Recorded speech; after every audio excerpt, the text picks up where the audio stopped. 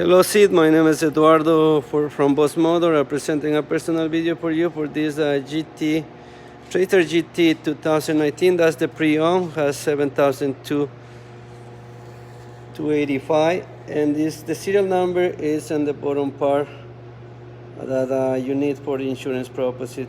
See how much it's gonna be.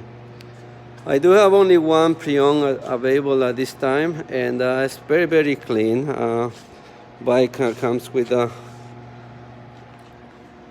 all the parts that cruise control,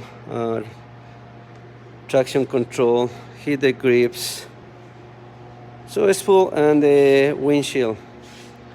So yeah, I do have this available, and also I do have the regular one, which is the same, the 2019, but this has less feature. No saddlebags, no traction control. So basically, no, only what they have is mods, ABS brakes. So yeah, I do have both. Just let me know which one is gonna work for you. Thank you.